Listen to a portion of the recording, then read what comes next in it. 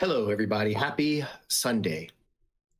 For it is Sunday, and Sunday is the day that we like to get together and play Dungeons and Dragons in our campaign, like Clockwork, which is based in the world of Caiaphas or Caius, and follows our characters as they are working in an adventure that is somewhat concurrent to the one in the comic book, Caius vs. Clockwork Circus. It's been a couple of weeks, so we're going to go around real quick and see what everyone's got going on and then get into it. So we'll start with, since Sin is here, no, it's just Lex. Turned into a Lex. Only Lex. Oh, Lex is love. Lex no, is life. There's no Sin. There's only Lex. I'm surviving. Life is weird right now. Strikes, life. Uncertainty, who knows? I'm more excited to fight the government in a fantasy game tonight, if we can. Let's just head straight to Flinopafel. Let's go. Let's just do it. Great. All right. Well, hopefully we can maybe get you some of your spoons back or something. We can fertilize your field of bucks. But, Panabon will steal more for me. There we go. And moving over to your screen right is Joey, still bald, I see. Going strong. Yeah. Nothing going on with me. Excited to fight the government in D&D because I heard that's the new plan.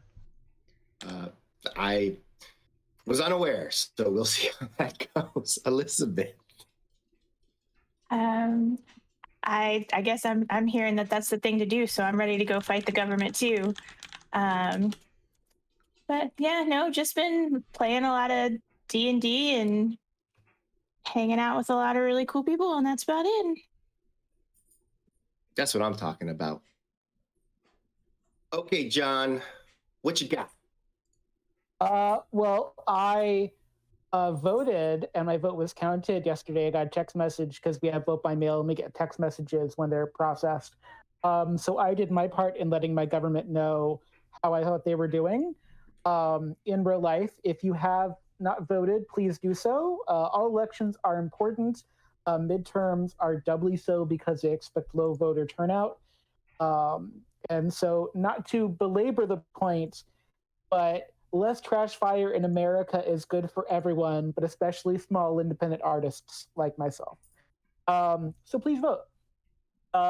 In other news outside of governmental processes, my podcast, Everything is Gay and the Straight Stuff, we're heading into the holidays, or as we call it, the holidays.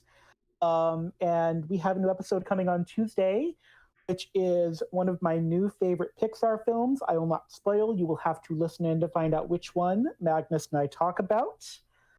This upcoming Friday at Rum Alternus, we have a trivia night happening. And because I love all of you so very much, I'm going to spoil the theme. The theme is science fiction. We're talking space. We're talking robots. We're talking MST3K maybe. So science fiction trivia Friday night. Be there. Or be Tom Servo, I'll say. Unless you like Tom Servo, then be there or be Crow, I guess. I don't know. And also, in other podcast news, the Alternate Archives in November has gone from space to magical pirates. For November, we are doing the Seventh Sea, I believe it's called. And it's like a pirates and magic podcast for the month. And it's going to be seafaring, swashbuckling, and terribly exciting, just like being in like Clockwork. So, Alternate Archives, new episode drops every Friday morning at 8 or 9, I can't remember which, but it drops in the morning. So, listen to it on your way to work and be awesome and cool. Yeah. Definitely be awesome and be cool. Alex, what's going on with you in Chicago? I would be awesome and cool as I drive to work. So yeah, I'll take a listen. Yeah, I hosted a murder mystery night at my house last night for 19 people. It was nice. good, successful. Low guess rate. Only 6% of people got the correct murder. So we'll see how big groups. I think maybe I need more people to give more clues. Yeah. But otherwise, it did it. I'm so mad I don't live in Chicago anymore. I know, I miss you. I miss you so much. So the way that should work is that you want everyone to guess correctly I want 20%. by the end? 20% is what I'm aiming for. Okay. And so the last couple times I've ran it, I have been around 20%.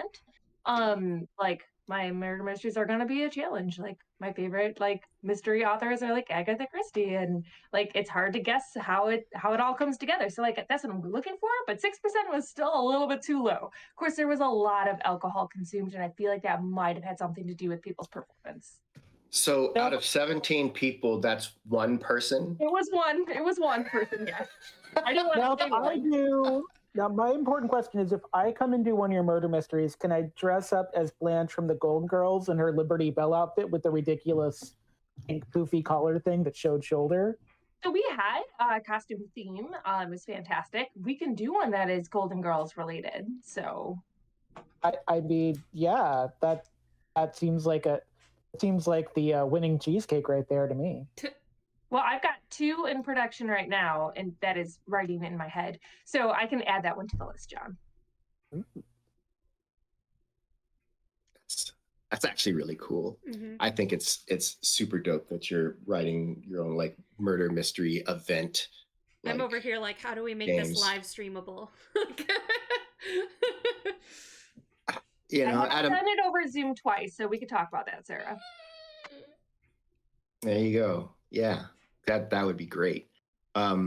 Sarah, speaking of, so now we've added Alex's murder mysteries to your list of things that need to be done. But what else is going on? Yeah, so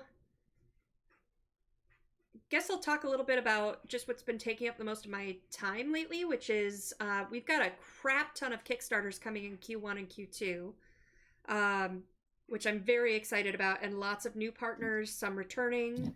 I could go on for a while about that. But the other part that's taking up my time is I'm now managing all of the audiobooks for Catalyst for Shadowrun. And that's been a lot of fun to kind of, I listen to the files to review them before they go to the editor. So I do that while I clean my house. So like, that's cool that that's part of my job now. And pretty sure I'm allowed to talk about this. Well, if I'm not. But we are also producing one of the first audio dramas for Shadowrun, which is going to be Shadowrun Hong Kong, and it is the novel's based off the video game.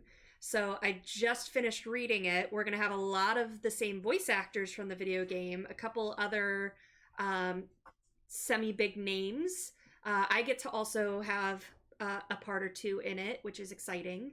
And I just finished reading it, so next step is I'm in charge of casting. So I'm going to be reaching out. Ooh. Yeah, so I'm going to be reaching out to a lot of Asian and Asian American voice actors because Hong Kong.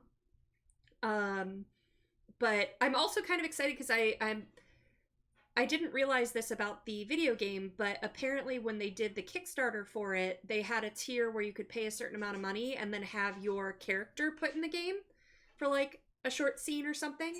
So I know 4 people that have that.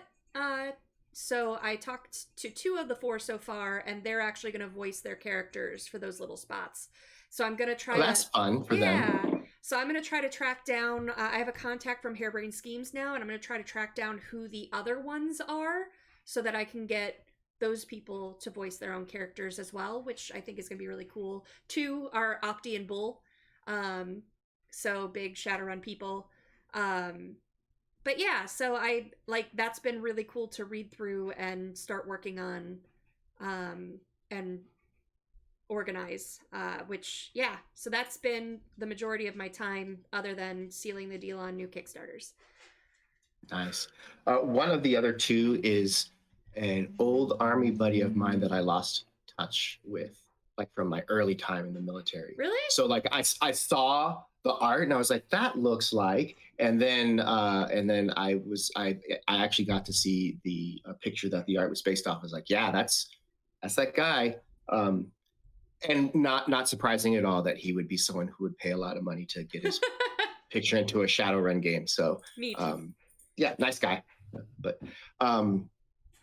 yeah, just from like the early part of my time in the military, so I don't know where he is or what he's doing, unfortunately. So I can't help you. Well, maybe him. when I get in touch with him, maybe I can be like, hey, do you know this guy? Do you want to be in touch again? And then we can have friendship happen. Fringe. Yeah. I'm thinking I might, since I'm in charge of casting, I might cast myself as the big bad guy that's at the end of the book. Because she is a demon goddess from another dimension. And I'm like, you're a demon goddess. Like, we have so much in common. She's called the Queen with 1,000 Teeth. So that'll be fun. She has like arms with more mouths and teeth like on them. Yeah, that's pretty scary. Yeah, spoilers, sorry. She would be on the far right of the Jackbox game that we were playing if they had chosen to do the one of animals with teeth. Ooh. Most teeth, least teeth.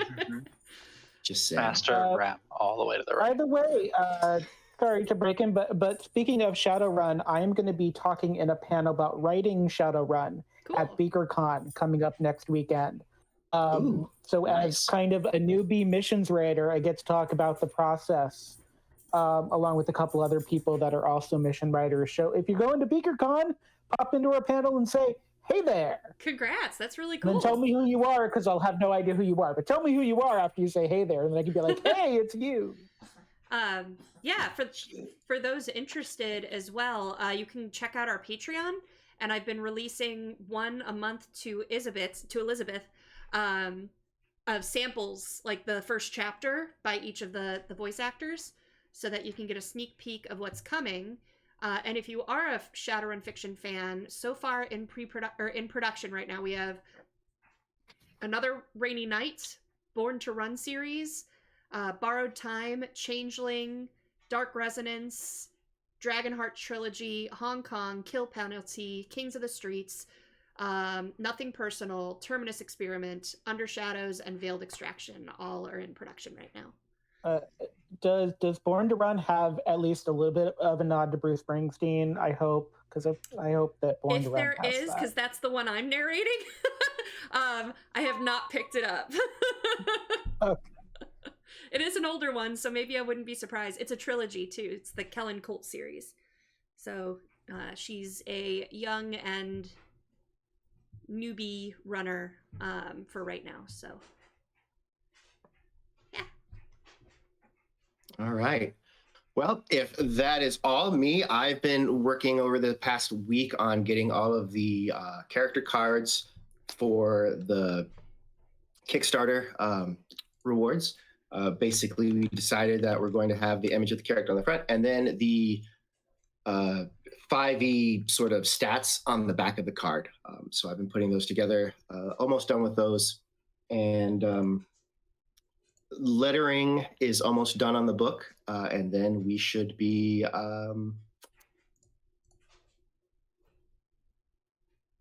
ready to start getting everybody their stuff.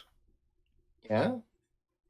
Something like that. I think the plan for fulfillment is after the holidays. So in January, Ava and I are probably going to go visit Jackie, where most of our merchandise lives, and go to Michigan and fulfill from there. So. Oh, okie dokie. Cool. Excellent. Wonderful. Lovely. In the meantime, let's play some. Take down the government. Let's take down the government. Guys, apparently, I've been trying, and you guys keep getting distracted and lying to me. So stop it. All right. So yeah, let's get into it. It's about that time.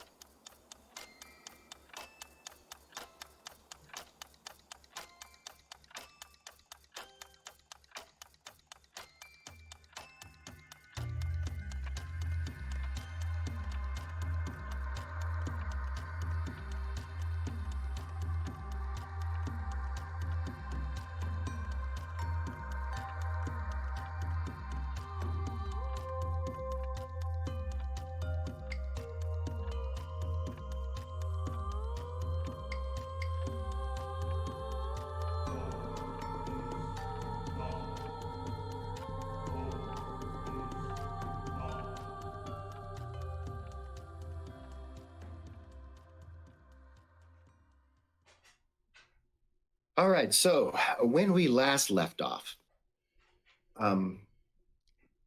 most of the group decided to go on a little bit of a shopping excursion, if you will. And while they were doing their shopping, they did discover a store with some items of interest. Rogelio traded some services for a potion of growth of some sort. And then Panabon and Dru noticed some people kind of stalking up on them. Happily, it turned out that it wasn't anybody that wanted to do anything dastardly to them, but rather to just take them to a simple meeting, of which Panabon is definitely used to attending meetings of that sort. So they went off to have the meeting as Rogelio and Lex went to go find apparently some books on the topic of psychology and why people do how they do, and successfully did so. Meanwhile, Perunyia just kind of hung back at the hotel, saw Shaelune come back, but Shaelune didn't seem like she was into discussion or talking about anything, and so Perunyia just let it be. And the next morning, Shaelune got up bright and early to go directly to the university to spend the day. Rogelio tried to find Shaelune, and not finding Shaelune is looking for Shaelune, figuring probably that that's going to be the place that she's going to go. And the rest of the group is following Phoebe to a location in Castanede in Eastholme in order to attend Perunyia's second fight of the tournament. And so that is where we will pick up, is the group heading out of the hotel on their way to said location. And 100% in my notes is the name of said location, but we'll see if I get to it in time to say the name of it before you get there. So Panabon, once we get to the location with the brilliant name that you're looking for right now, that I also totally have written down somewhere, Panabon is thinking about this. I believe her name is Lady Helen Usker, who Perunyia is going to be fighting. That Phoebe just offhandedly mentioned strange disappearances. So because I'm a fan of strange disappearances, I might be doing a little bit of investigating while Perunyia is smashing the competition, just to see if there's any need for open air graveyards here in Castanede, if they have a Castanede for them of any kind or shape. Yeah, you haven't noticed one so far in anywhere in Ireland, and to your recollection, that's our job. We bring them to the place. That's what we do. To your recollection, and that is a thing that happens in many of the cities down in Vaishan, but not so much in Ireland. That said, everyone does head out. As you're leaving, you do note Rogelio kind of walking through the hallway, perhaps on a mission. Noting this group of people heading out, Rogelio, what do you do? Well, I don't see Shaelune with them, correct? No, Shaelune is not with them. Oh, okay. Well, then I'll go up to them real quick before they leave, because you said they're heading out now. Yeah, it looks like they're all gathering to go. Yeah, then I run up to them real quick, and I just say real quick, like, excuse me, guys, have you seen Shaelune this morning? Oh, I did. I believe she was running to the university. Oh, okay, that makes perfect sense. All right, I was just going to go visit them. Are you guys off to fight antics? Yep. Okay, I That's figured. the goal. Can you manage without one of your managers there? I look around. Yeah, I think maybe I've got enough. Okay, just checking, of course. Can you ask Lampira if she got the fruit that we sent her? Just to double check. Did I see the fruit outside Um, when I was up there? I don't recall. Did Shaelune leave the fruit, or did she take it inside? I think when it was delivered, it was put inside or something. We didn't really decide, but Yeah, so I don't think you saw the fruit. It was put at the door, and then you asked Shaelune if she knocked, if she answered it, and then she said no. I drew out the fruits with sad faces. This is how I remember. Oh, I that's see. Oh, sad face fruit. That's funny. sad fruit. So did Sorry, you bring it in the morning, or drew- is the fruit still there?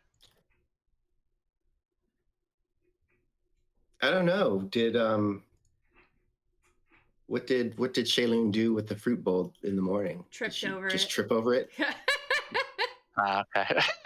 Did she then like throw it away in a huff, or did she like Oh, she pick it up or I put don't it together, think, or what? I think she was on her way trying to be sneaking it to the university, so she wasn't particularly paying attention to the fruit. I suppose there was scattered fruit. Expert detective tripping work, over it, everybody. that's how you know it's from Panabon, because you trip over it on your way to do something important. So Then I tell Panabon, I'm like, no, there was just some fruit scattered around the hallway. I don't think they got it. I think someone actually kicked it. sigh. Oh well.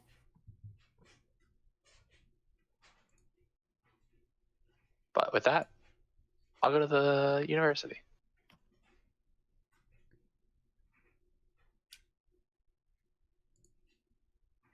Phoebe is just staring at Rogelio right now, unsure what to make of this interaction.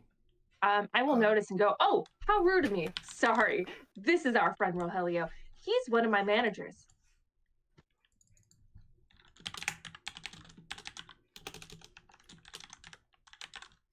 You have an automaton as a manager. I mean, some might call him an automaton, but he's sentient, so I Most would never call me him that. Rogelio. Yeah, his name is Rogelio. And his last name is Sedimentus. His last name is Sedimentus, so he's like part of the rock family. So Right. yeah, His we're manager. all rock team. Yeah, whole thing. You are just such an interesting person, Perunyia, and your entire group. Wow. Same, but thank you. Yeah, Zane. See, fellow DMs all across the world. This is something to avoid, is putting your players in a situation where they come up with like 17 different names, and you have to remember which one they're using in which circumstance. To be I don't know fair, what you're I talking about. added to the rock slide because Panabon decided that with one rock themed warrior, I was specifically going to say, Danny, this is the warning to GMs about having John play a chaotic character in your campaign. Like, that's what this is. Yeah, it has nothing to do with me. I don't know what's going on with that. Zane. But in any case, as Rogelio takes off then to the university, Phoebe just kind of watches in astonishment, and then kind of snaps out of it. We better head to the SkyTrain then. We are heading to a training gymnasium in Easthome. It's a Memiadil training facility. So that is... And Memiadil is one of the martial arts forms that people learn in Ireland. Most of the early fights are going to be held, she says as she's walking along, are going to be held in a variety of gyms that are hosting them. And then some of the I believe the quarter, semi, and the finals will all be held in some very special locations. They have not put that information out yet, so that's exciting when we learn where those will be. In any case, yeah, let's head out. And she leads the rest of you up to the SkyTrain to catch that ride into East Home. Is anybody needing to do anything else or trying to do anything while you're traveling, or just kind of heading over?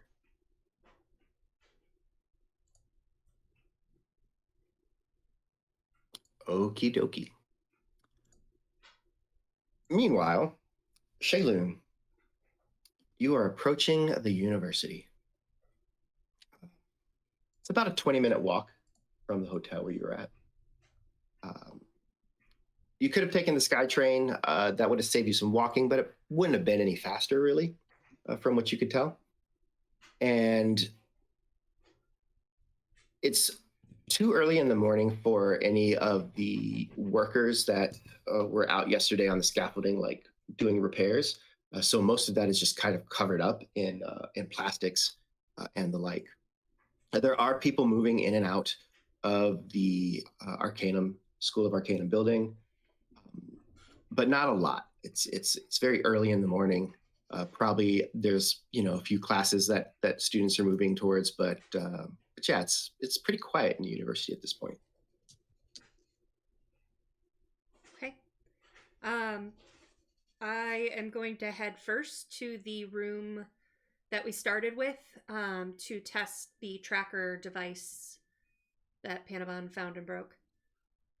All right, so you're going to go up to the divination laboratories. Yep. As you head up there, you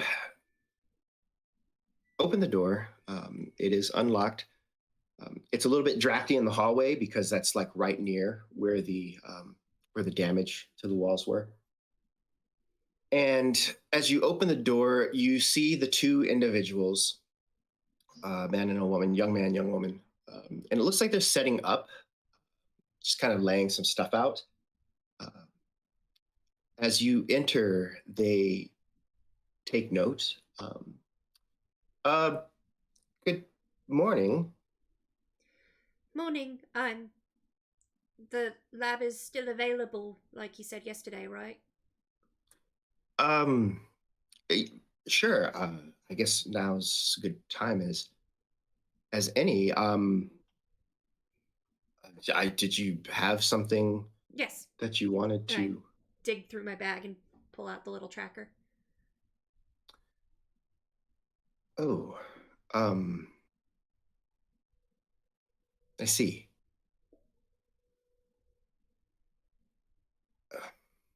That's interesting.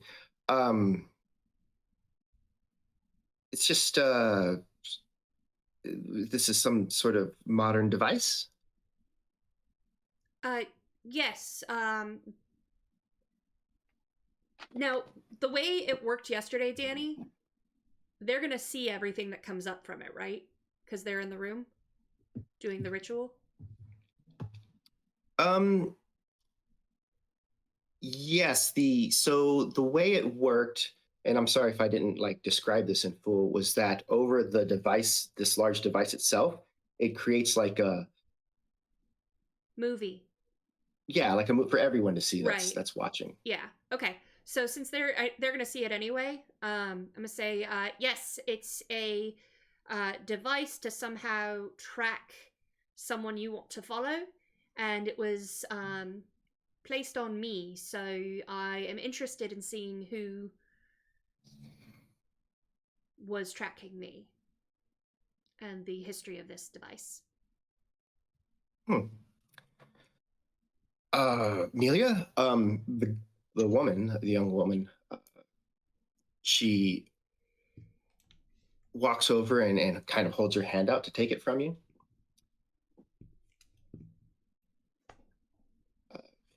We've never done a modern device. I don't see why we couldn't. I suppose it just never occurred to us, but What do you think? And the man looks and says, well, from what I know, this works best if there's some sort of either very strong emotion tied to the object, or if there is some sort of powerful magic, or so I suppose it depends. I have some strong emotion about being followed. Sure. That that would make sense, I suppose. So, for example, if we were to just put, if we were to put a,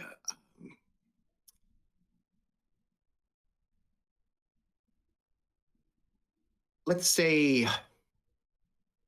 a dolly, or some other item that was of significance to a person when they were very young, we would get those impressions of that time.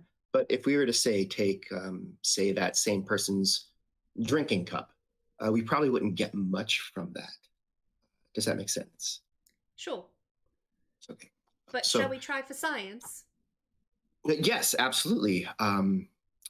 Yeah, you don't, and Amelia like, no, the fact that it's got electronics and the like in it should have no bearing on the results. He just goes, okay, well, very well. And they place it down, and they both stand to either side. The woman, Amelia, you gather, as she's taking her place, she stops and opens up a shelf and pulls out what you recognize now as Nazores, a very small piece of it. How did you get some of that? This is supplied by the university specifically for use of the device. I'd be interested in knowing where they obtained some.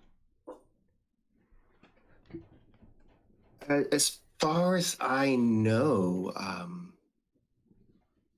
they've traded for it in the new continent. Elam, I think it's called. And she takes it and she opens a spot on the machine and kind of puts the stone in and closes it. A little crystal. And then they stand on either side. They close their eyes and they begin the ritual.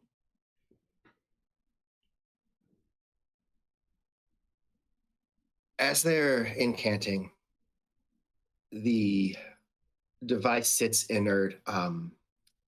You start to see like the haziness of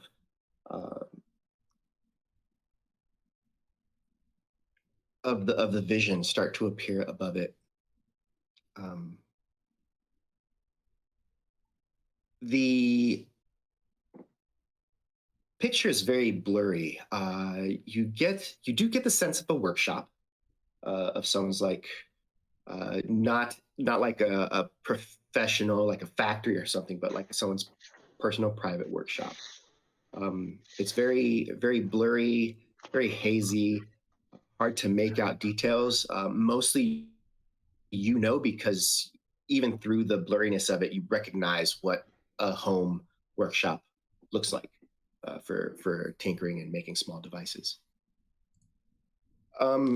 The device gets passed on to somebody who takes it very unceremoniously. The image, as blurry as it is, makes you think about the face of the man on the air skiff that was speeding next to the train at the time. Then it seems to like pass through a couple of other hands, and then the next moment that actually makes any sense is just the discovery of the item by you all on the train. And this comes in much clearer. which seems to match the strength of like your own reactions to the device. And then everything from there just seems to follow the course of the device. Right. And then it stops. Much shorter overall vision than the one from the day before. So the next question is, from your scrying device, are we able to look where that gentleman is now and who he might be?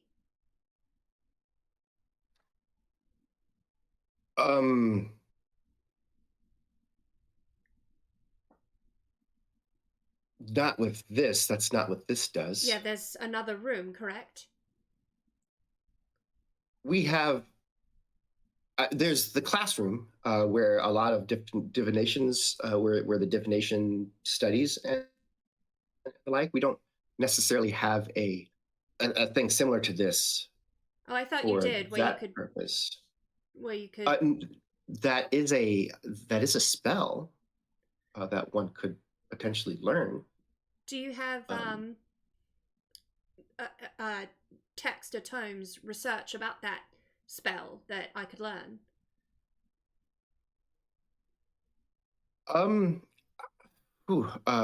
We would have to take that up with Ahmad Shkril to see if that would be okay. Normally, it's reserved for our advanced divination students here at the university, but as you were apparently a guest of Ahmad Sanato, I suppose that with Shkril's blessing, but it is available. We do have it. Yes. So if you can ask permission, understandable. In the meantime, can you show me the text that the first years, second years use here in the library that I could start pouring through and stealing spells from? Well, again, that's usually reserved for university students. And the woman says, "Oh, that's if there's no students. Our first class, the first class here will start in probably an hour. If you want to go in there and look for an hour, and then maybe during that class talk to Ahmad Shkril and get him to tell the staff, I suppose, what exactly your boundaries are, I suppose. But I don't see any reason why you couldn't peruse the classroom for the next hour. Thank you. Where's the class? Well, from here through those doors. From the hallway to the next door, the next room down. Okay, thank you. I say over my shoulder as I'm already walking that way. There's books to be had. I'm done with people. Yeah, so you head in there. Meanwhile, the rest of you have arrived in Easthome, and Phoebe is walking you through the streets. You feel like you're probably just a few blocks from the market where you were the night prior. And you arrive at the training gymnasium. There are definitely a group of people. It's not as rowdy as it was the night before. It seems pretty early. Like a lot of the folks that are here now are kind of like the diehards or people like directly involved with the event, being it is a little bit early. And Phoebe looks over and says, well, I'm going to go and let them know that you're here. And we'll, I think that we'll figure out which locker room you'll be prepping in. And then we'll go from there. And then she heads into the gymnasium. I'm going to kind of whisper to Drew. I think we should find out more about Phoebe. Actually, if she's going to be taking care of the group, this interesting setting. All right. Well, what exactly did you have in mind? Do you want to follow her, maybe? Oh, I was gonna follow the lady that's probably killing people. Unless you want to follow the lady that's killing people, and I can follow Phoebe. Either way, it's fine with me. I don't mind. I'll take Phoebe. Okay. You're better at stabbing people than I am, so. Thank you. Aw, I appreciate that. You're just Of course. Yeah, I'll follow. I'll try to follow Phoebe. That's fine. I go with one of you? Do you? Can I go with Drew? I don't really want to try and kill anyone, if that's okay. Oh yeah, because it could be a whole stone wasp situation again. So, Well, I mean, if you don't want to go through that again, if you're not desensitized to that yet, then yeah, you probably want to go with Drew. it's not really that. It's more I'm not 100% sure what makes Shaelune really irritated. So I'm gonna avoid the things. Anything like I do. Like anything I do is what you don't want to do. Essentially. So I should definitely go with Drew. With Volcania. Volcania. Sorry. Vala. Yeah. That's fine. I forgot to. Should one of us stay with Zane? I'm gonna stay with Zane until I see the lady, and then while Zane is winning, then I'm gonna ingratiate myself. So yeah. All right. If only you had another manager there. Maybe I'll come and maybe I'll just pretend to be Panabon when you slip through the crowd. Iggy. I'm Iggy. Or Iggy. Here. Iggy. Yes. All right. So if you consent to that, Iggy, if you're cool with me turning into you. I mean, as long as you get the jeweled eyebrows right. I think that's my big concern, because they're all kind of a hallmark of my personality. Can I change my eyebrows to look like Panabon's? Or Iggy's? I feel like that's really easy. I feel like that's Lex minimal effort. Maybe you're born with it. Maybe you're Panabon. I do that really quickly and then I change them back. I like that. It was a good cosmetic choice. So Panabon's gonna follow the stabby lady. I'm gonna follow Phoebe. And what are you gonna do, Lex? I'm gonna go cheer on Zane, and then when I notice Panabon start to follow the stabby lady, I'm gonna pretend to be Panabon so it doesn't look suspicious that Panabon suddenly disappeared. Okay. All right. I got it now. All right. Okay, and so we're not going to do this plan yet. I'm just doing recon, and this is going to go better than the other time I tried to do recon and people followed me. If it looks like if there's a secret room in the house where there is a sarcophagus, or if it looks like the backyard is secretly a graveyard, I'm going to come back and get more people. Just so you know, like as a baseline, if there's a secret room, it's a sarcophagi, super bad, don't go in by yourself. I mean, technically the last casket-shaped thing we found had Rogelio in it, so are they all really that bad? Well, that was on a train, though. That's different. In a room that I didn't know about, but it was in a room I didn't know about. It wasn't a room with, like, blood on the floor in a shape. That's a good sign. You want to avoid anything on the floor that's, like, blood-shaped like something. Blood-shaped or the box is shaped? Well, no. So it's, like, blood on the floor, but it's, like, in the shape of something. Like, usually circular. It's really hard to keep your eyeballs on the floor when there's, like, a dead person coming to life. But just if there's a secret room and there's blood on the floor in a shape, it's bad news, and you don't want to go in there by yourself. So, like, if you ran out of paint, you use blood to paint shapes on the floor. I don't think it's an if you ran out of paint. I think it's more like blood was necessary and the vibes are bad. If the vibes are off, Okay. yeah, if the vibes are off, just don't do it. So if the vibes are off, it's fine. But if this lady's just like killing people, then I'm not going to worry about it too much because like rich people are weird. Okay. Yeah, it'll be fine. If it's just like taking people off the street and stabbing them, then like that's not bad. But if like it's for to bring them back to life, that's bad. And like there's like a fine line. Okay. Yeah. I'm gonna follow your lead. Yeah, yeah, definitely. Yeah. It'll be good. It'll be good. And if it's just like normal stabbing, then I'm not going to worry about that. If it's like abnormal stabbing, I'll let the group know. I'm not a hero. Like, it's part of what people. What's the difference between normal stabbing and abnormal stabbing? If they come back to life after they've been stabbed, usually through magical means. It's called, what is it called?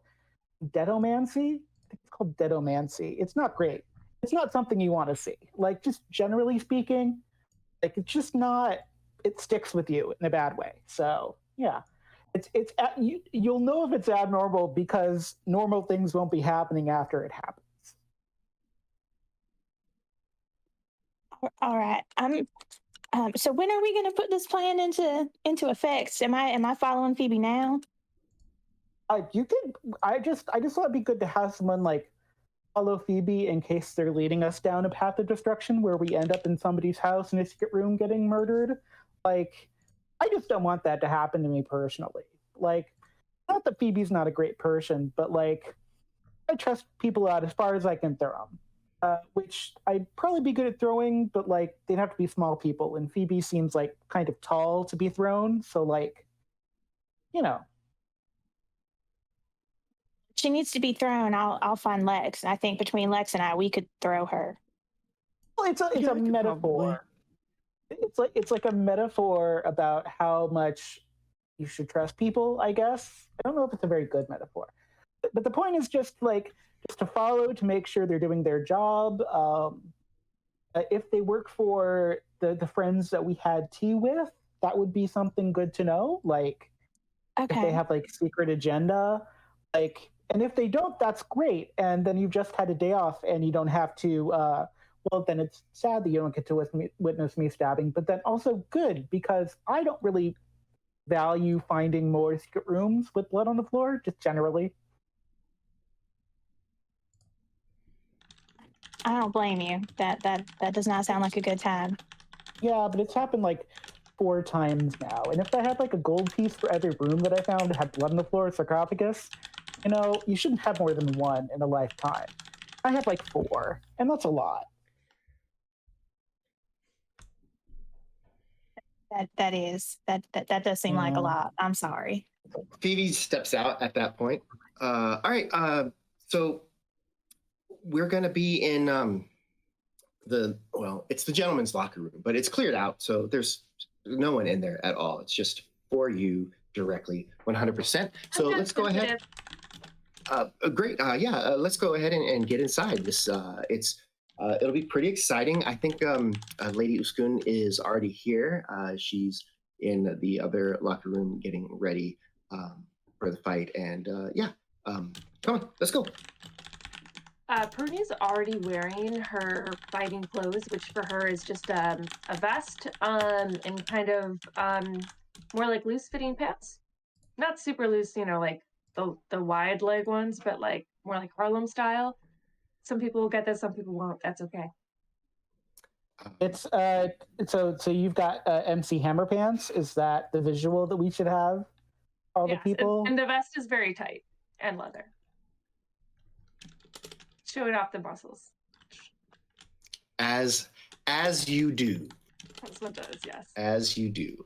And with that, you head inside. There's definitely not a whole lot of people in right now. There are a couple of individuals, sort of dour looking men that are kind of flanking in front of the women's locker room, as it were. As looks like they're the kind of folks you're like just kind of keeping an eye out for anyone coming in. Well, I guess they're I'm more masculine of the two of us, wasn't I? they You are pretty masculine, but in like a good Thank way. you. Appreciate it. Yeah. yeah they're dressed in simple but very fine garb, just like black slacks, white shirts buttoned up with a black vest over, and yeah, they're just kind of almost mean mugging everybody. As you head into the other locker room, you see the desk. There's a couple of people sitting there, kind of notating stuff down. You see the referee, and that's it. As you head in to the locker room to prep, over the course of the next several minutes. Is there anything that anyone wants to do while Perunyia does pre-fight, warm up, psych ups, whatever it is that Perunyia does? How big is the locker room? Like, if I were to do perception, would I have to do like several of them, or just like one to see if there's like any weapons or bugs or evil undead creatures? If you want to do a 10 minutes thorough investigation of the locker room, you certainly I'd love that. That's going to be an investigation check. If anyone is helping you, you could make that with advantage. Lex will help.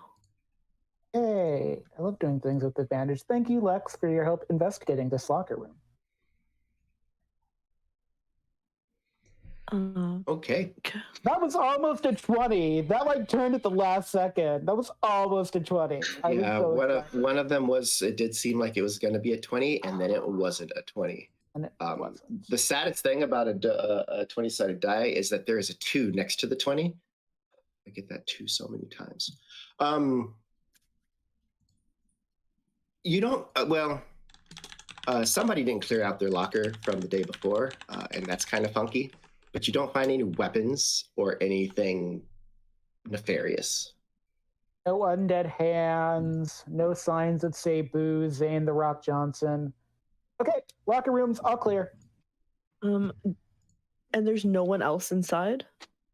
No, it's empty. It's for the lot of you. There is an exit, a back exit that it says emergency over it. It does not say like alarm will sound or whatever.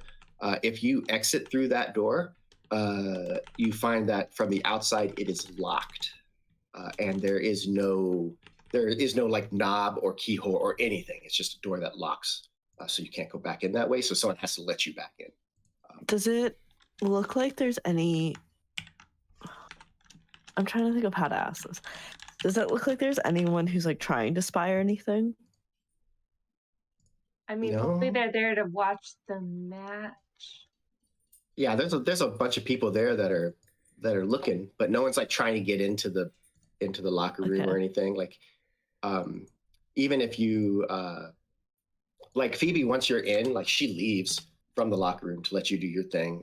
And if anyone looks, she's like mostly standing by the desk, the sign-in desk, like talking to a couple of people there. And nobody seems to be trying to like make their way into either of the locker rooms. It seems like the need for guards is probably, if they didn't, Panabon would probably be in there. So let's be real. That said, Panabon might still be in there. I mean, I'm a little more sneaky than that when I want to be. Give me a little credit. Besides, the day is young. There's much later stabbing to be had. Yeah. So while they investigated all of their the locker rooms, Perunyia started her pre-warm-up, which is also designed to get the crowd interested. So it's very show-offy. So there are, the one-arm push-ups and the ones where you do the claps in betweens and, the real show-off stuff. Okay. Oh, I miss Aegis. That makes me miss Aegis.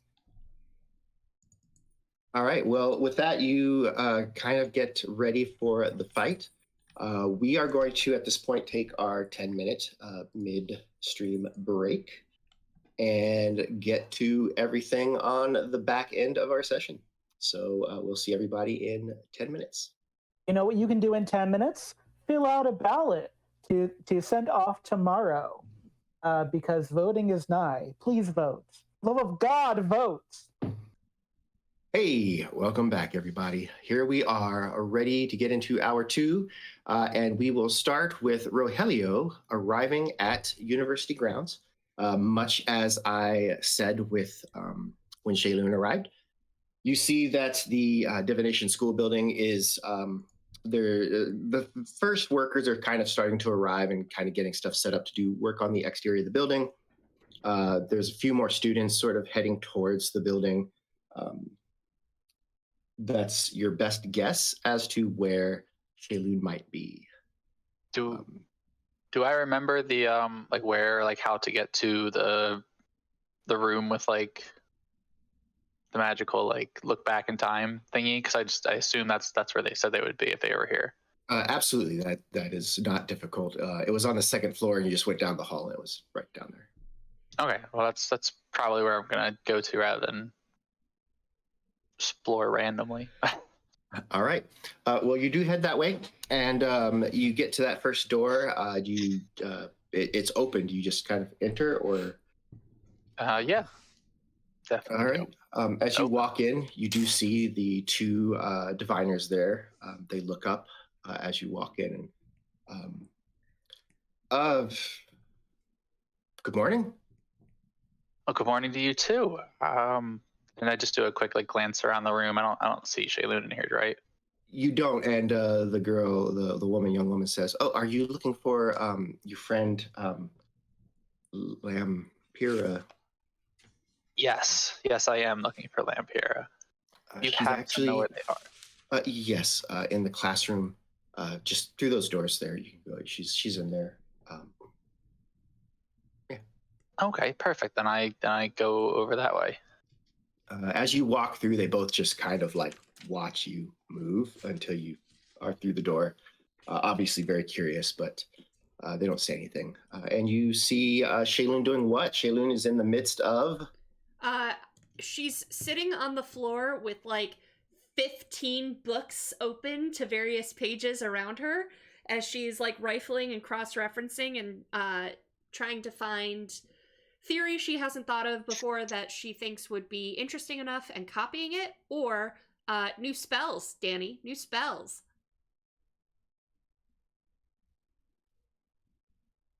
New spells. Seeing the excitement that I just heard. What was that? I didn't quite catch that. What were you looking for? For people who are like, I don't know what to get Shaelune. New spells. You're looking for... Did you say you're looking for zoo smells? Zoo smells. Well, it's obviously not fruit. I mean, fruit's obviously not the thing. Fruit sales? Just kicked over a bunch of fruit today. That's so weird. Yeah. So there she is, Rogelio. Okay. Do they see me walk in, or like, are there like a lot of people in this room, or is it just Shaelune with a bunch of books surrounding them? Just Shaelune and Shaelune's joy. Gotcha. Then I'll like at least like knock on the door to kind of make my presence known. And then I'll use the code name. Lampira is. She almost jumps like because she had no knowledge that anyone was around. I'm sorry. Do you have a minute? I check the time, knowing that I have an hour before the class starts, and they'll probably move me for disrupting the middle of the floor. You look like you have about half an hour. I have time in 30 minutes. 35 minutes after a conversation. Okay, no problem. I will wait out here, and I wait in the room with the other two people that are probably still staring at me. All right. As you enter that room, the guy looks at... was she not there? No, she's very busy. She's reading books. All right. Okay. But do you need anything? This is the room with that big like stone slab thing that like you put the item in the middle. Is that the same room or is this? It is. It is. Can you guys work this contraption? Yes. Well, you know what? I'd actually love to see something if you can get it working. Oh, okay. What is? What would you like us to? I'd like to figure out a little bit more about myself, and if you can, check back the history of this object. And I'd like to kind of just like unbutton my shirt and just, like have the core there that's powering me. And I want to kind of like see if they can do that if I like lay in the middle of the table or something. And he looks over to the woman and she looks back to him and they're both very stunned.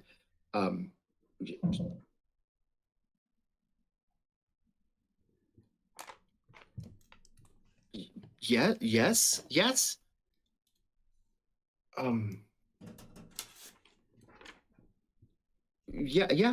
come over. I suppose if you want to just sit on the table. And there's just the two of them in here, right? Yes. Okay, amazing. Let's close all the doors first. This will stay between us three. Okay. He looks to. They look at each other. The doors and block them up. This is different. This is different. It's not what I expected today. All right, Amelia, the girl, the woman, she's kind of looks. She kind of peers a little bit at the device on the chest, and that is a solid chunk of Nazora's in there. It's like a core. I see. Okay. Well, let's give this a go. If you want to put your hands back and lean back, then you'll be able to, I think, see everything as it's showing. It's probably not comfortable. I don't know if that's comfortable. Do you get anyway? Let's try this. And they stand at either side. You see the woman kind of ducks to check something on the side, and then she stands up and nods to the man, and they both nod, and then they get it going, and they start incanting and powering up the device. There is a lot going on at first. You definitely see just a lot of like just really blurry bits and bobs that don't seem to make any sense. And then you feel like there's a shift in the scene and it crystallizes into a very small person. You think maybe they're a gnome, like Panabon or Shaelune, except their ears are much shorter. Whereas Shaelune and Panabon have really long ears that kind of go out to the sides and a little back. These are much smaller ears that are probably proportional to like a human's ear, but with like just a slight point. And this person is collecting this large piece of Nazora's.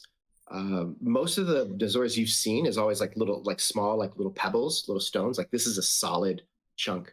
And it is what you've recognized from like looking at a mirror, a few mirrors that you've passed, the one that's in your chest. And this person takes it,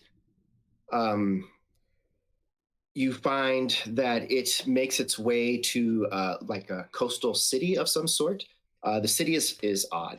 You're used to the cities you have seen are Philadelphia, Castanede, and then of course the smaller town of Ariad. This city is much different. It's a large city. It's large like Castanede or Trilepia is, but the buildings aren't made of the same like stone. It looks more like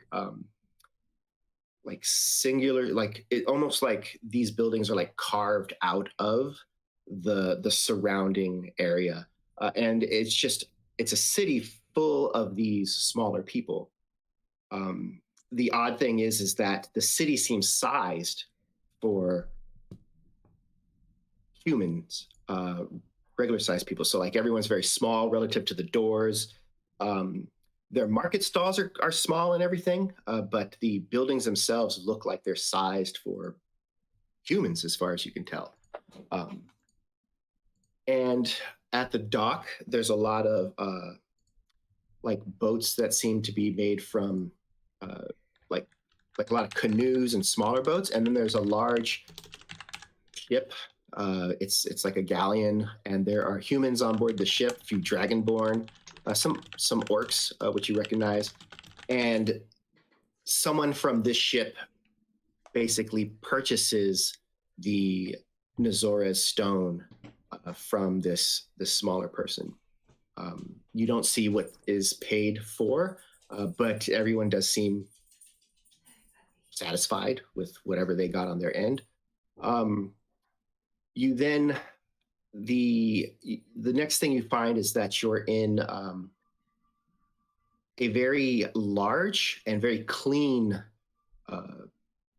workshop, and you can see Nagatsa Sanato and several other people, and they're basically kind of putting you together is what you can see, and that's what you can tell.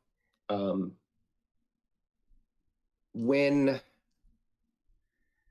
they set the core inside, it looks like they may be about to like try to like start you up, and then there's a knock at the door. The door opens. There's some people there. They are speaking excitedly. Nugatsa then leaves. The next thing that happens is you're being packed into the crate, getting ready to be placed on the train. It's dark until the crate opens, and you see Lex standing above you, plunging their fists into your chest with just this sort of energy crackling around their fists as that pumps into your chest. And suddenly the scene shifts. You're not on the train. You're in like a dense forest. The trees, the leaves are like continuing to cascade down, like if you imagine a late fall where the smallest leaves are just like flittering down off of branches. But as they're falling from the trees, new leaves are just growing in their place, like in moments, and they grow, they brighten, bright green, they darken into that dark green over the summer, and then they brown or red in color, and then they fall off. And so it's just this complete pattern of leaves growing and falling, as if all of the seasons are present at once in this forest. There are strange insects, creatures moving around in this place. There's moss growing all along the ground, and strange like fungus growing on the sides of the trees. All of it is luminescent, glowing in a variety of colors. And you get a sense of something or someone moving through this scene. They kind of look up, and then they look down. You get a sense of them kind of focusing maybe maybe a meditation or something else, and you feel like you have reached out to this being and that they have reached back to you. And in that moment of contact, there's a flash, and then that's when you wake up in the train, sit up and see everything going on around you. You react quickly, you dispatch with your with the ability to heat the metal of the one device, and from there everything comes back to your travels with the group, and then all of it fades.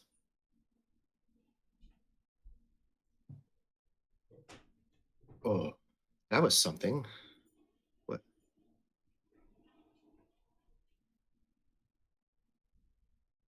Yes, it was. I get off the table. So it looks like you were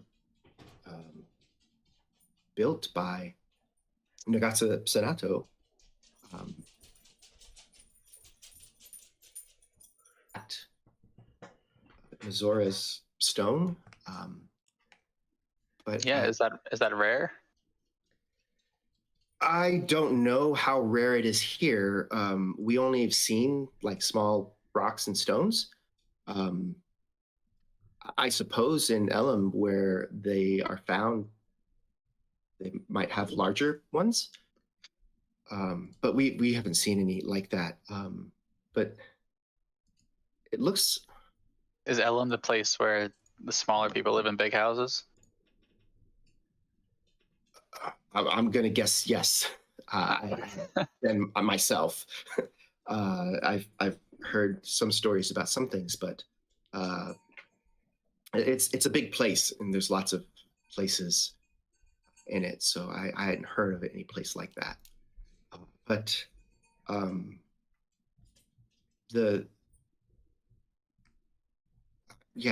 don't know what to make of. Obviously, your friends woke you up on a train car, but I don't know what that whole thing was that we saw.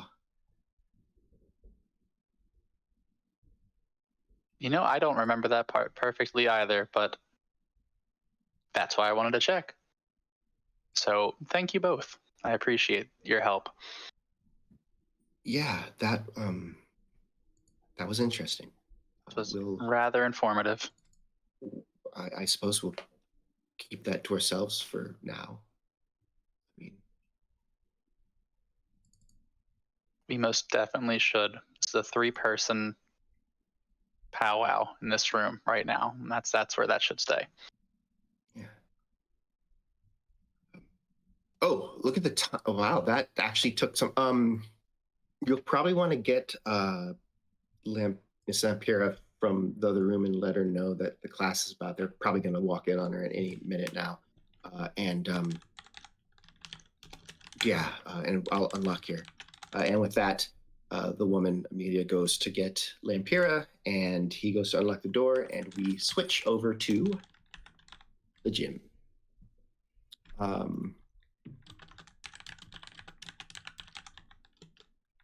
Perunyia, you have stepped out and are kind of standing in the ring, doing your one-handed push-ups and smiling at people and waving and just being friendly and trying to work up the crowd. Let me go ahead and get from you a performance check. Hi. Zane. Let's see. Here we go. Wow. First roll of the night, nat 1.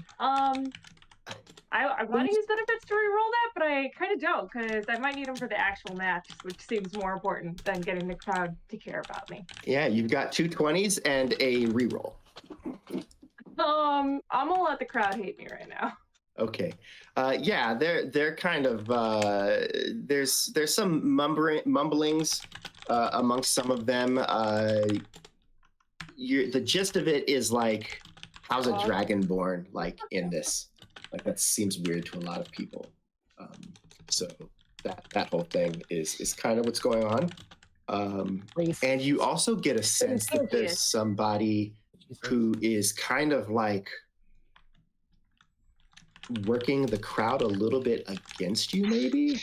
Oh, that's fair. Person does seem to have a lot of people working for them.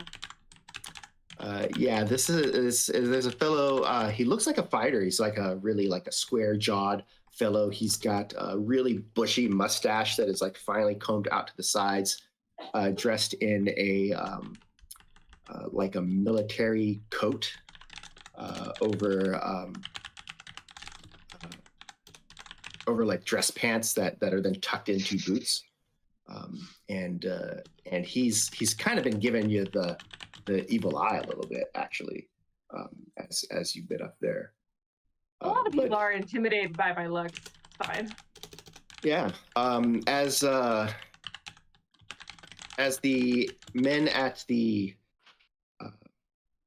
locker room for where Lady Uskun is, you see them kind of turn in and nod, and then they stand to either side as a woman steps out of the locker room.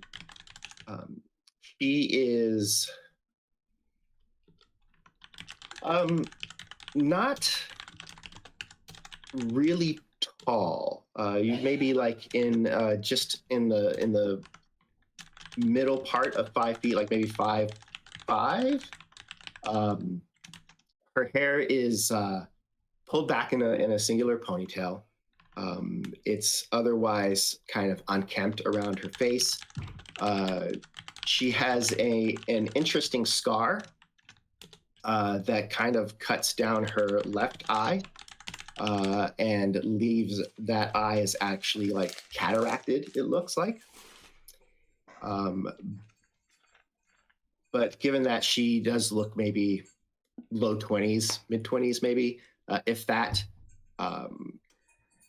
she's got an intriguing sort of grin that as she's kind of looking around and she just kind of like cracks her neck and then looks at you in the ring and just giving you this kind of funky sort of smile that feels unpleasant. It feels like it feels feral almost, if you will. Can I do an Arcana check or in perception from the crowd? You say you want to do an Arcana check to what? This lady with the feral ghoul grin? Yes, I would like to know if that's magic or if she's just that way, naturally. So Arcana will not tell you if she is magic, but if there is magical things that will make those things be, then you might find some clues there. But you can go ahead and make that roll. So that would still be Arcana, or would that be investigation now? You can make an Arcana check to see if you know anything about it that may seem magic, or you can make investigate. It would be a perception check on her, but that isn't gonna give you what I think you're looking for. I'm do Arcana because that's higher, and I'm pretty sure I can. I'm hoping I beat that 11 I got earlier. Oh, damn. Wow. Nat 20. It's a really unsettling, like, imagine the most unsettling smile you've ever seen. Imagine Smile from that new horror movie Smile. That's what I'm picturing in my head. So when you're looking at her, there's a few things you notice. Her skin tone is like if you're not thinking about it in any other weird way, you might just say that she's like pale and maybe like someone who's like porcelain pale and maybe cold, but her skin definitely has like almost like a graying pall to it. Like it's very pallorous, her skin tone overall. Her eye, the cataracted eye, from the way she's looking, and this is just something you kind of have trained yourself as well, you would say that she's got that she is not disabled by this eye being cataracted. It's almost like she can see just fine. Like the way her eyes are tracking, it feels like binocular vision. Those are the two things you note. So the sort of grayish pallor to the skin and the sort of way that her ruined eye seems to just be looking just fine. I lean really close to Dru and whisper so only Dru can hear me. Any person in the city has a dead person room in their home that's secret that only they know about. This is her. Definitely. No way she doesn't have a secret room. All right. Well, with that, she steps forward towards the ring and pulls herself in. She's wearing loose-fitting garments that are just a tunic that is like half-sleeved. That seems fairly tight to her body. She's got a vest over that. It's kind of fancy, a little bit fancy. She's got loose-fitting breeches that are then tied around her feet with like some sort of soft-soled shoe. She's not wearing anything that makes her any taller, and Perunyia, you definitely stand like a foot taller than she does, than she is at least. So you're like looking down at her. And for this fight, Elizabeth has volunteered to play the role of Lady Helen Uskun. Get him! Please roll terribly. Thank you.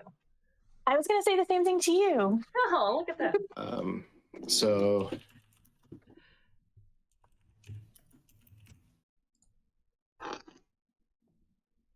there we go. Let's get ready for celebrity oh wait, not celebrity deathmatch. They don't have that in these universe. Do something really quick here. I bet there's a way I can, yeah.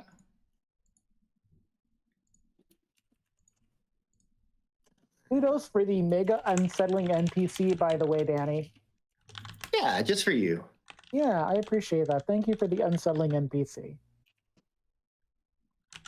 All right. He doesn't worship the big pumpkin or anything. In your skills tab, Elizabeth, there is a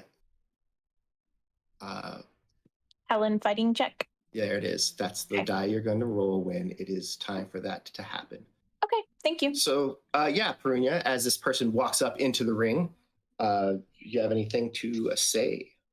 I mean, Perunyia is a fantastic sports person, so she would, acknowledge her and nod. If she seemed friendly, I would go over to her, but we'll see how she responds to the nod. She is not friendly. She just kind of gives you that feral smile that looks incredibly creepy and doesn't even say anything. She just kind of grins at you. So Perunyia's smile just is feral and creepy because it's full of teeth. So Perunyia's like, great, and grins back because that seems like the thing to do. So an announcer gets up and looks over to the crowd. Welcome, everybody, to day 2 of the Battle of the Brawn here in Castanede. Today, we have our first fight here at the East Home Memorial Training Gymnasium against the Lady Helen Uskun from Anshator and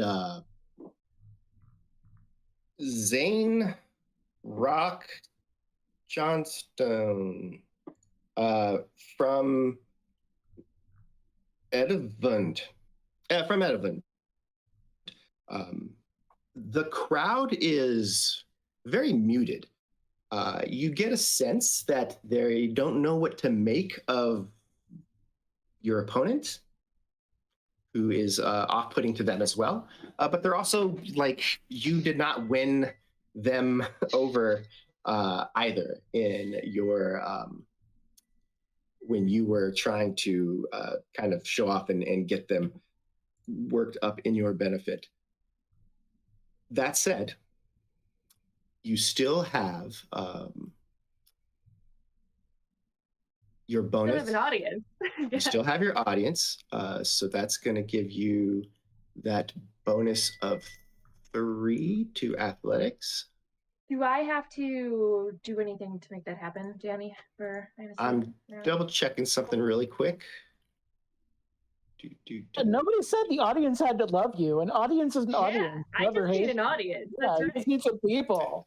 Yeah, you need an audience. And there are 3 people in the audience that are pulling for you at least. So no, it should be set up properly. So you should just need to roll it. I definitely do not want Lady Helen Uskin to eat your face off, which is what I'm envisioning is going to happen during this match. I just gotta reach my face first. Yeah, so climb up. just climbs up, you know, that's how. Like So with that, the announcer fellow steps out of the ring. As you're looking over the crowd, you see Phoebe over by the desk, the admin desk, and she kind of gives you a little. And with that, the referee has you each move to your sides of the ring, stands back, and signals for round 1 to begin. And so what I need from each of you is your preferred fighting check. So acrobatics or athletics, Perunyia. Wow, this is gonna be a great match, guys. That was a 2 I rolled, which is better than the 1 that I rolled before. That's right. And for Helen, I rolled a 2 too. also Please. rolled a 2. Please. Saving So- those pennies. We're doing great. I'm doing great. All right. What I'm going to do here really quick is knowing how the round is going to go. Drew, if you can kind of open up a little bit with how Helen would start this round. Okay. So Helen has a. Let me pull up my notes that I have really quick. She has been trained more of like an MMA type fighter. So she would more than likely come at you with like a jab and a like right hook to kind of start out, to just kind of feel you out, see what you would do. Yeah, and I love a classic jab and hook technique. But it, the height difference did, prove to be a bit of a disadvantage to her, because I could see it come in a lot sooner than it hit my face. In which case, if she's gonna go that way, Perunyia's move, Zane the Rock Johnson's move, is to spin the other way. So as the 2 punches are coming at her, she's already spun around to do a spinning back fist to the side of her head, which is a low block for me. Okay. And I assume then that connects pretty hard, knocking Lady Uskun kind of to one knee and bring the referee in to then stop the action at this point and have you back up as we get into round 2. And at that, like, a few people kind of like nod approvingly at that maneuver. The idea that you know what you're doing, except that one fellow with the square jaw, he's like just scowling. He's mad. Can't win them all. Yeah, he's just not happy with it. Where is the scowling gentleman in the crowd in relation to where we're sitting? He's standing over by the desk, admin desk, as well, like closer to that than anything else in the room. But he's definitely off to the side of it, so he's not like with them, but he's off kind of to the side. And a lot of people are probably at this point kind of avoiding him. What you noticed was like he was he would like try to talk to people, and he would point basically at Perunyia, and most people just kind of like humored him, maybe. He like nodded, a couple people just shrugged and then kind of went on their way. No one seems really excited to hear what he has to say, really. You do see Phoebe kind of throw dark glances his way from time to time. But mostly she seems pretty excited about Perunya's win of that first round. I'm not gonna do anything right now. As we move into round 2. So for round 2, as the ref comes in, starts up the match again, let's go ahead and get each of your rolls. Ooh, no whammies. Ooh, that's really good. It's really good. We're going to make that into a 20. Does that help if I make it into a 20? No, it doesn't. We're not going to do anything with that. We're going to do that later, just so you know. Great. So, Perunyia, you're going to win this round as well. Dru, can we get from you or for Elizabeth, can we get what the beginning of this round looks like for Helen, and then we'll have Perunyia narrate the second half. Okay. Yeah. So since the first set of punches didn't really work, Helen decides she's going to try something a little bit different and kind of use the fact that she's shorter to her advantage. So she comes running in and she goes to like drop and do a spin kick to try to knock Perunyia's feet out from under her. Also, love that technique. I admire her technique. Before, I very quickly, what's great about kicks is that if you trip somebody's foot up while they're kicking, they fall pretty hard on the ground because they are now off balance. So even as Perunyia admires the lovely dexterity that is thrown in front of her, she trips up the kick as it is approaching her, tripping her opponent down onto the ground. All right. So that a round of the match also goes to Perunyia with her amazing roll of 17. Again, more of the crowd is clapping. Perunyia seems to be winning over some of these folks' adulation. She obviously knows what she's doing. That's how many of them feel. And regardless of like weird that it's a Dragonborn, like they do, like everyone that's here likes to see a good technical fight. And so a lot of people are appreciative of that. Some people are like politely clapping. Yeah, very nice. But yeah, our friend, the scowling fellow, he just has his arms crossed and he's just kind of like glaring, really upset. Yeah, let's go ahead and move on to the next round. Oh, I know you've got that nat 20 sitting there. I got to roll good this time. Yep.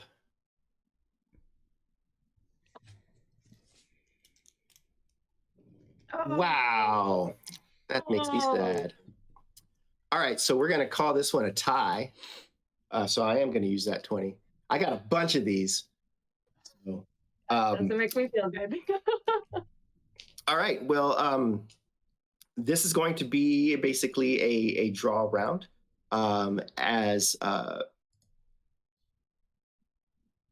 Elizabeth, what will since Perunyia has the advantage, we'll have Elizabeth start the round and Perunyia finish it. All right. She just kind of jumps right back in, like jumps up to her feet, and she comes running and like jumps up in the air and tries to do like a Superman punch down. Also amazing move. And as she's jumping down, Perunyia actually is going low because she expected her to go low again. And so what's happening is we're going to be missing each other as we're basically going to be ending up switching positions in this fight as you are jumping down and Perunyia had ducked down to meet what she thought was going to be a low attack. Good stuff. All right, let's have another roll as this round continues.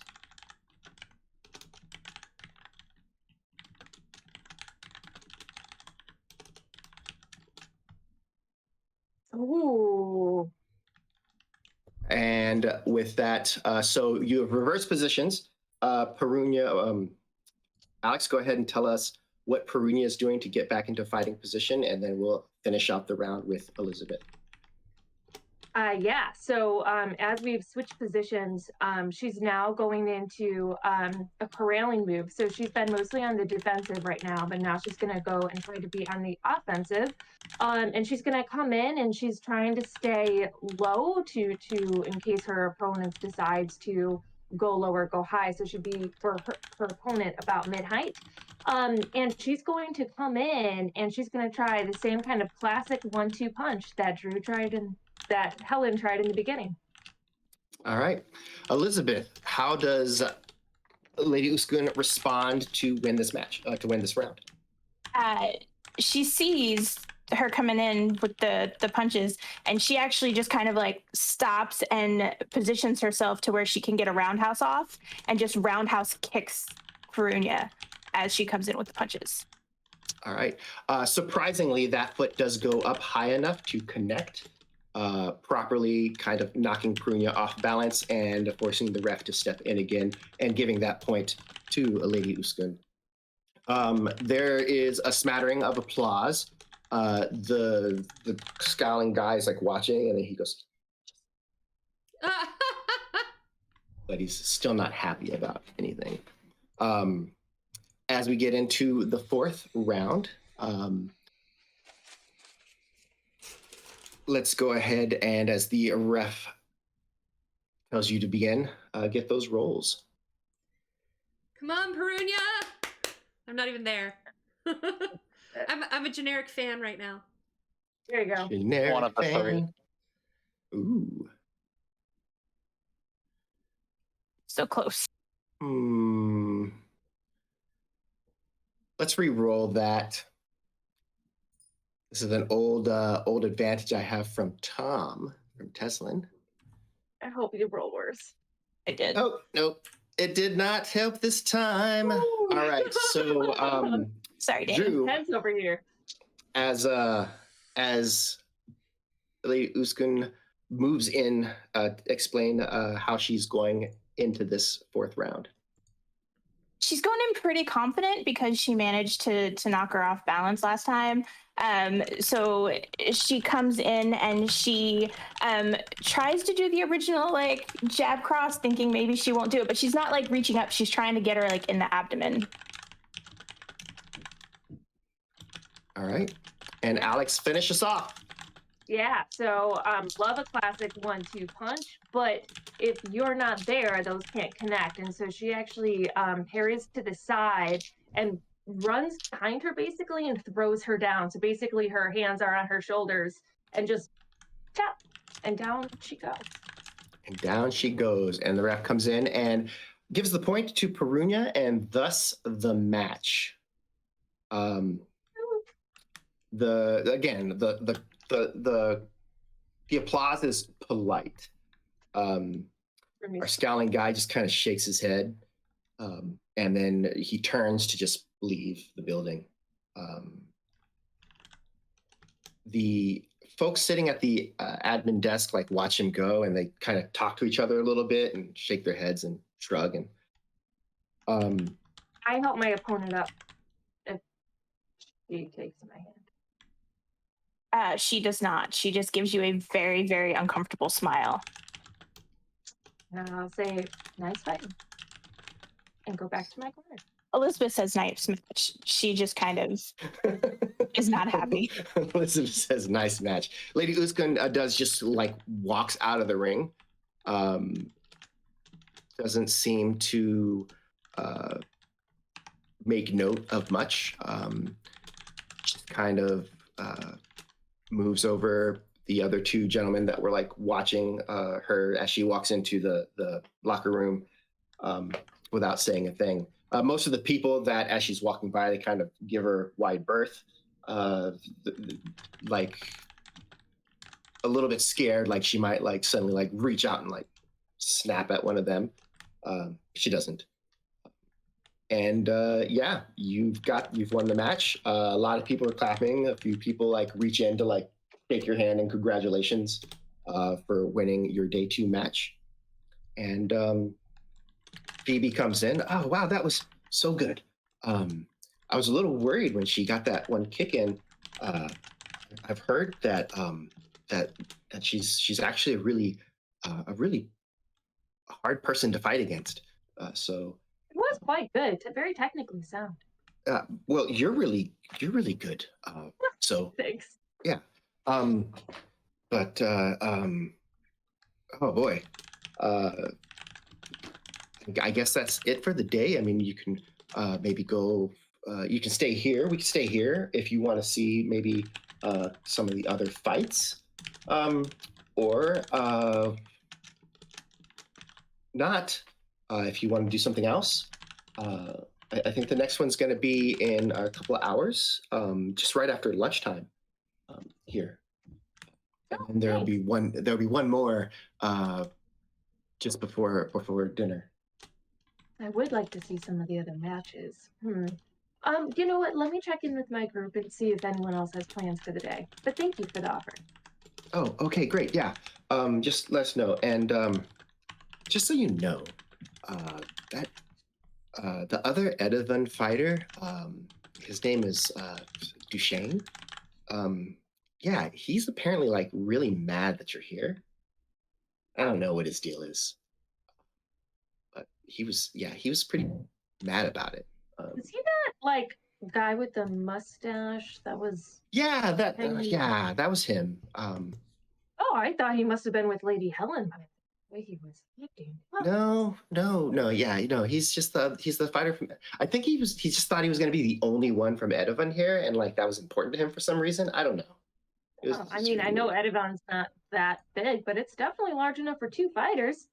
Well, I mean, every country gets to forward 2, right? But anyway, but yeah, let me know if you want to stay, or we can get lunch and come back, or whatever you want to do.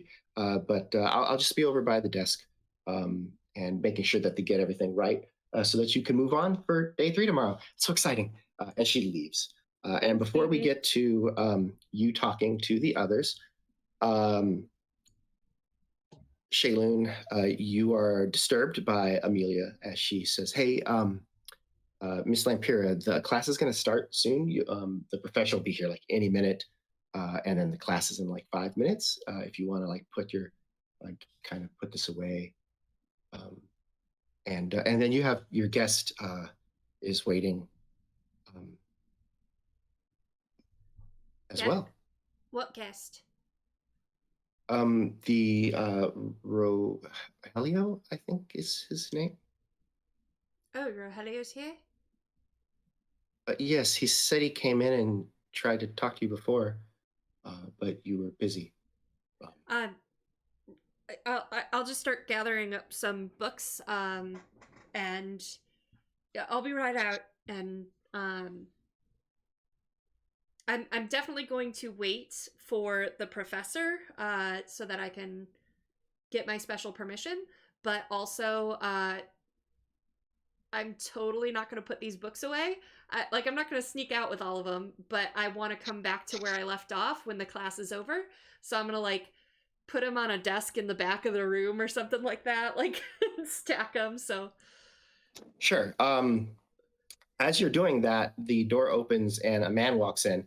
It's not the same guy that you saw before, who was the faculty head of the divination school. This is someone else. Oh, I thought the kid said Skrill would be here. She said the professor for the class was going to be. Oh. So. Then I'll be like, I'll be back for these after class, the class you're running. So thanks. Nice to meet you. Ducks out.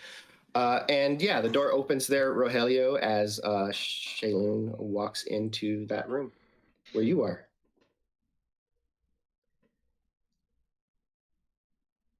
Okay. Miss Lampera, how were the books? Excellent. Very truthful. That is great to hear. Fiction and nonfiction are very different. I'm glad you read something that you enjoyed. Speaking of truthful, I truthfully found something very interesting that I thought might be of use to you during our shopping trip the other day. And I want to pull out the little potion that I got with me, and I want to hand it to Shaelune. What is this? So I know how we talked about you wanting something to make you a little taller. So we went out to look for something like that maybe would help you in your research or give you kind of a foundation. But I couldn't find anything to the specifications that you gave me. So we found this instead. And Danny, I do not remember off the top of my head exactly how it works. I think you drink it and then you get taller for like a minute or some length of time. It's like the enlarged Yes. spell, right? It's enlarged for 1d4 hours. Okay. Okay, gotcha. So then I explain it like that, and like it's something that you drink, and then you will, grow taller. They said about an average person height, and I give that measurement with my hand. For at least a few hours, they said they're not too sure how potent each one is when they make it. But I thought that could help, and since it's magic, maybe you could make sense of it, or you could just use it one time if you ever did need to be taller. Rogelio is somehow visibly getting much more flustered as he continues to talk and ramble, trying to make this sound as valuable as possible.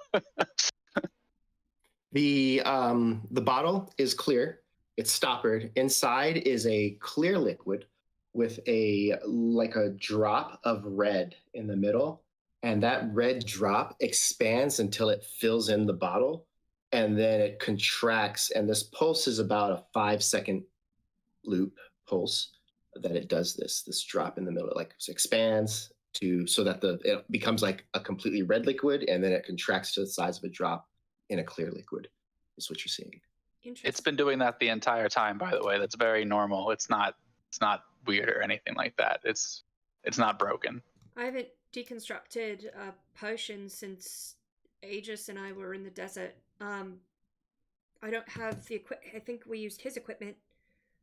So I would need alchemy tools. But it could that's perfectly fine. I could go get those if you need it. What kind of alchemy tools do you need?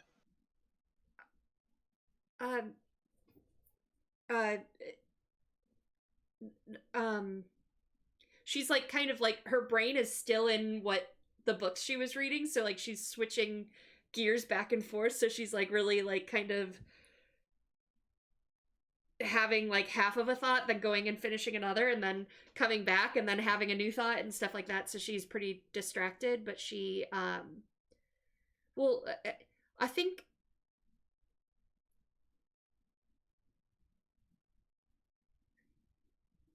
I think we could get the tools we need, probably, especially with the university being here, and maybe they even have an extra set. Malcolm says that there is an alchemy lab. Excellent.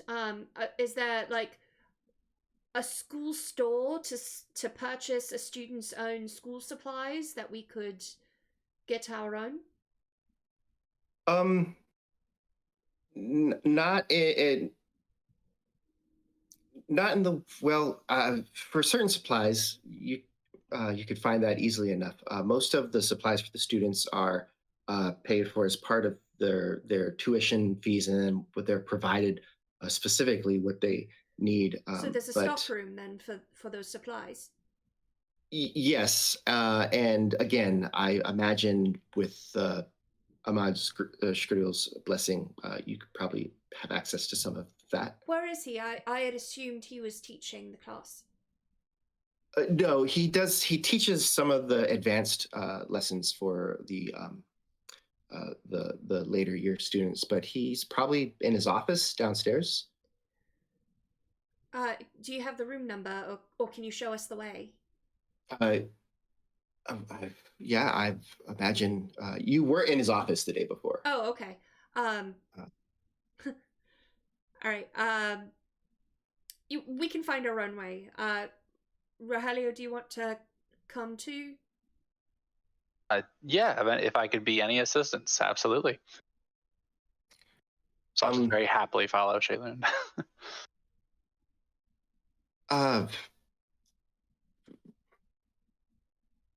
Rogelio, this is the woman. Mm-hmm.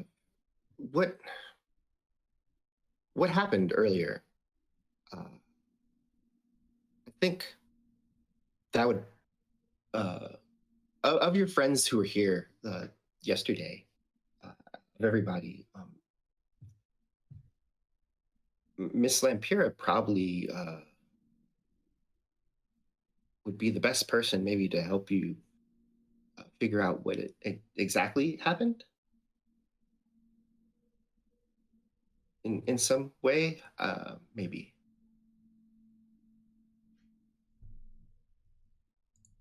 If you want to make an insight check, Rogelio, you can. Yeah, I was gonna say I'm not sure what they're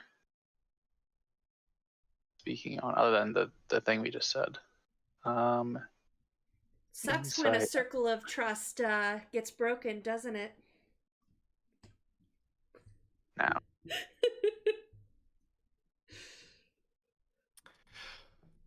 What seems to be happening is that this person is trying to say that, hey, we just did a thing and all that stuff that happened. Maybe you want to tell this stuff to her. But also, we kind of said that we wouldn't talk about it. So I'm trying to not actually literally say those things so that I don't do what we said we wouldn't do.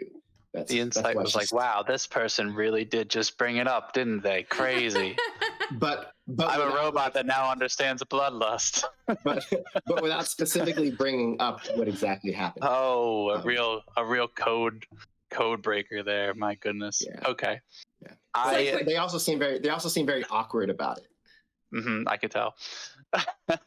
But all the same, I respond to them. I'm like, yes, Lampira is a close friend and colleague, or I correct myself, not friend, colleague of mine.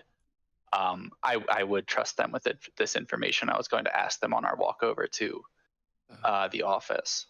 But thank you for the suggestion. Sure. Yes, good. Thank you. Rogelio's like, I'm so happy. I don't have facial expressions. And with that, you head out of the room to walk towards the office. How long and meandering that walk may be, we'll have to find out next week because we are past our stopping time for the evening. I want to say, Danny, that you ruined a beautiful moment, because if this hadn't come up in front of Shaelune, when we left, she was going to remember to say thank you for the potion and that it was very nice. But now she's all latched onto this new topic. It's not a terrible new topic. Also, by the way, when Perunyia comes over to the group, will probably be the first moment everyone notices that Panabon is not with the said group anymore. So enjoy that as well. Find out what's up with this weird person. You love me. I'm amazing. And so, with that, we will discover who else is fighting later on in the day, probably. We'll learn who Panabon is tailing through the streets, as there are a few targets, potentially, some more likely than others. And we'll see what kind of bond of friendship forms between Shaelune and Rogelio as they learn about the secrets of the universe in the School of Arcanum at University of Castanede when we return next week, like clockwork. Thanks, everyone. Good night, North America. Bye-bye.